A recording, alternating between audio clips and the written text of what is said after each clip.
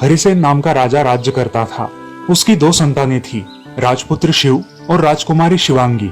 उनके राज्य की प्रजा बहुत ही सुखी थी। उनके राज्य में एक शीला नाम की औरत रहा करती थी। उसको 2 बेटियां थी, एक का नाम था उमा और दूसरी का नाम था हेमा। वे दोनों भी बाहर जाकर काम किया करती थी, लेकिन उनकी माँ उन्हें बाहर के काम करने से मना करती थी। वो दोनों अपनी माँ को काम करता देख बहुत दुखी होती थी। हमें हमारी माँ की मदद करनी चाहिए। हाँ दीदी, लेकिन हम कैसे माँ की मदद कर सकते हैं? अरे हिमा, पिछले साल मैंने जिस जादूगरनी के यहाँ काम किया था, उसने मुझे एक वरदान दिया था कि मैं एक विशाल वृक्ष में बदल सकती हूँ। चलो हम आजमाते हैं। उसके लिए मुझे एक पानी का घड़ा और 1 कटोरी गुलाब की पंखुड़ियाँ लगेंगी। जाओ, तुम लेकर आओ। हेमा सारा सामान ले आती है। अब हिमा, तुम मेरे ऊपर ये गुलाब की पंखुड़ियाँ डालो और मैं एक बहुत बड़े फूल वाले वृक्ष में परिवर्तित हो जाऊंगी। और तुम मेरे फूल बहुत ही सावधानी से तोड़ना। किसी भी पत्ते या टहनी को कोई नुकसान नहीं होना चाहिए। ठीक है दीदी। उमा अब नीचे बैठ जाती है और मन ही मन कोई मंत्र पढ़ती है। तब हेमा उसके बदन पर गुलाब की पंखुड़ियाँ डालती है। देखते ही देखते उमा एक फूलों वाले वृक्ष में परिवर्तित हो जाती है। ये देख हेमा बहुत खुश हो जाती है और 2 टोकरी भर के फूल बड़ी सावधानी से तोड़ती है। उसके बाद वो उसके बदन पर एक घड़ा पानी डाल देती है। अब उमा वापस एक लड़की में परिवर्तित हो जाती है। दीदी, ये फूल कौन बेचने जाएगा? मैं जाती हूँ नगर में फूल बेचने के लिए। अब उमा राजमहल के बाहर फूल बेचने खड़ी हो जाती है। फूल ले लो, फूल, ताजा ताजा फूल ले लो। तभी उसकी आवाज शिवांगी सुन लेती है और शिवांगी अपने माँ के पास चली जाती है। माँ, मुझे एक सुंदर फूल दिखे हैं। वो बेचने एक लड़की बाहर खड़ी है। क्या मैं उसे महल में बुला लूं? हाँ, बुलाओ। तभी शिवांगी नौकरों से कहकर उमा को अंदर बुलाती है। नमस्ते महारानी, आपने बुलाया? हाँ, हमने बुलाया आपको।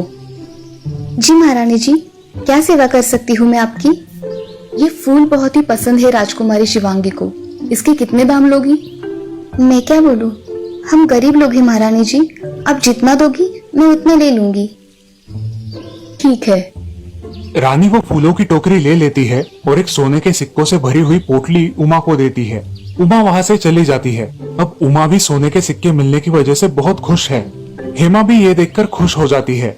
अब दोनों भी प्रतिदिन फूल निकाला करती थी और उन्हें बाजार में जाकर बेचा करती थी। राजकुमारी भी लगभग हर रोज वो फूल खरीदा करती थी। ये फूल हर रोज कौन लाता है? ऐसे फूल तो मैंने कहीं नहीं देखे। मुझे इन फूलों का पेड़ देखना है। राजकुमार, हमारे यहाँ ये फूल एक लड़की लेकर आती है। मुझे पता नहीं कि वो फूल कहाँ से लाती है, मगर हाँ, उसके घर का पता मुझे पता है। इन सुंदर फूलों का पेड़ तो देखना ही चाहिए। अब राजकुमार घोड़े पे सवार होकर उमा के घर पहुंच जाता है। उमा और हेमा अपने बगीचे में चली जाती है और हेमा और उमा रोज की तरह अपना काम करने में लग जाती है। अंत में उमा अपने मूल रूप में आती है। राजकुमार ये सब देख लेता है और उमा की सुंदरता पर फिदा हो जाता है। वो राजमहल आकर अपने पिता से कहता है, पिताजी, आज मैंने एक लड़की को देखा है और मुझे वो बहुत पसंद आई है। आपको कोई लड़की पसंद आई है यानी कि वो काबिले तारीफ होगी। हम कल ही उसके घर वालों से बात करेंगे। धन्यवाद पिताजी। अब महाराज अपने सैनिकों को बुलाकर उसकी माँ को महल आने के लिए बोलते हैं और सैनिक शीला के घर जाकर उसे बुलावा भेजते हैं। उमा, हेमा, जल्दी बाहर आओ। महल से बुलावा आया है। फूल वाली लड़की कौन है? मुझे कोई बताएगा ये क्या हो रहा है? तभी हेमा और उमा माँ को उनका फूल बेचने का किस्सा बताती है।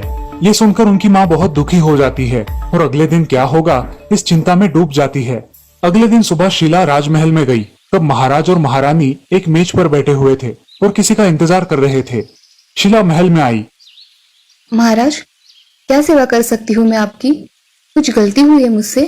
अरे आइए आइए, बैठिए। हमने आपको आज कुछ खास काम के लिए बुलाया है। कैसा काम महाराज?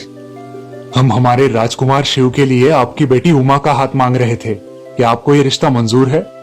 महाराज, हम ठहरे गरीब लोग, हमारी और आपकी बराबरी कहाँ? हमें सिर्फ आपकी बेटी चाहिए, बाकी का मैं संभाल लूंगा।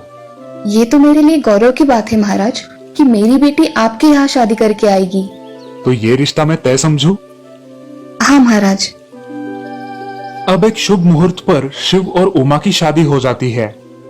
उमा, मैं चाहता हूँ कि तुम तुम्हारे फूलों से पूरे राजमहल को महकाओ। ये आप क्या बोल रहे हो? अरे मुझे सब पता है कि तुम एक पेड़ भी बन सकती हो। राजकुमार और उमा बाग में चले जाते हैं और राजकुमार उसके बदन पर गुलाब की एक कटोरी पंखुड़ियां डालता है। उमा एक फूलों वाले वृक्ष में परिवर्तित हो जाती है। ये सब देखकर राजकुमार बहुत खुश हो जाता है। अब पूरे राजमहल में फूलों की खुशबू फैल जाती है। राजकुमारी शिवांगी अब ये सब खिड़की से हर रोज देखने लगी और मन ही मन उसे जलन होने लगी। ऐसे ही एक दिन उसने महाराज और महारानी की अनुमति ली और उमा को लेकर बाहर खेलने गई। शिवांगी, तुम उसे बाहर ले जा रही हो, मगर उसका ख्याल रखना, ठीक है? ठीक है पिताजी। शिवांगी उमा को लेकर अपनी सहेलियों के साथ खेलने चली जाती है। अब शिवांगी अपनी सहेलियों को दिखाना चाहती है कि उमा कैसे वृक्ष में परिवर्तित होती है। वो उमा से कहती है, उमा, चलो मेरी सहेलियों को तुम एक फूलों वाले वृक्ष में परिवर्तित होकर दिखाओ। क्या फिजूल की बात कर रही हो शिवांगी? मैं क्या कोई जादूगर हूँ? मुझे सब पता है, अब कराती हो कि नहीं? मैंने तुम्हारे साथ आकर बहुत बड़ी गलती कर दी। उमा वो सारे नियम शिवांगी और उसकी सहेलियों को समझाती है और गौर से बताती है कि जल्दबाजी में पत्ते और टहनियां ना तोड़े।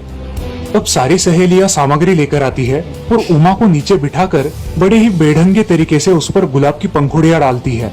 उमा एक फूलों वाले वृक्ष में परिवर्तित हो जाती है। अब सारी सहेलियां बहुत खुश हो जाती है और पेड़ के फूल तोड़ने लगती है। तभी जोरों की बारिश शुरू होती है और सारी सहेलियां जल्दबाजी में पेड़ की टहनियां तोड़ देती है। एक सहेली जल्दबाजी में ही उस पेड़ पर एक घड़ा पानी छिड़क देती है और सारी सहेलियां और शिवांगी वहां से भाग जाती है। अकेली उमा वहां घायल और विकलांग अवस्था में पड़ी रहती है। आखिर वो एक राह गुजरते आदमी से मदद मांगती है। वो आदमी उमा को अपनी बग्गी में बिठाकर उसके घर छोड़ देता है। उसे इस हालत में देख उसकी माँ बहुत परेशान हो जाती है। वो उसका इलाज करवाती है। वहाँ राजमहल में शिवांगी, उमा कहाँ है? वो नहीं आई? कहाँ छोड़ के आई हो उसे? आ जाएगी खुद ब खुद। महारानी राजकुमारी शिवांगी से पूछताछ करने की कोशिश करती है, लेकिन वो उन्हें कुछ नहीं बताती। राजकुमार शिव उमा को पूरे राज्य में ढूंढते हैं, लेकिन वो कहीं नहीं मिलती। ऐसे ही एक दिन राजकुमार उमा के घर के पास से गुजरते हैं। अचानक उन्हें उमा उसके घर दिखाई देती है। वे तुरंत उसके पास जाते हैं। राजकुमारी, तुम यहाँ हो? मैंने तुम्हें पूरे नगर में ढूंढ लिया, मगर तुम कहीं नहीं मिली।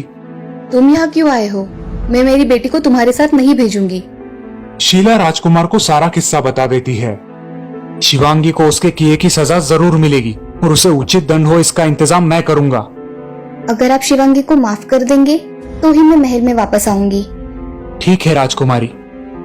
अब राजकुमार उसे उसकी बात मान के अपने राजमहल ले जाता है। शिवांगी उससे माफी मांगती है। उमा ने तो उसे पहले ही माफ कर दिया था। अब महाराज राजकुमार शिव और राजकुमारी उमा का राज्याभिषेक कर देते हैं और वो राज्य के महाराज और महारानी बन जाते हैं। महाराज शिव अपनी रानी का अच्छे से ख्याल रखते हैं और अब वो दोनों खुशी खुशी अपना जीवन व्यतीत करते हैं।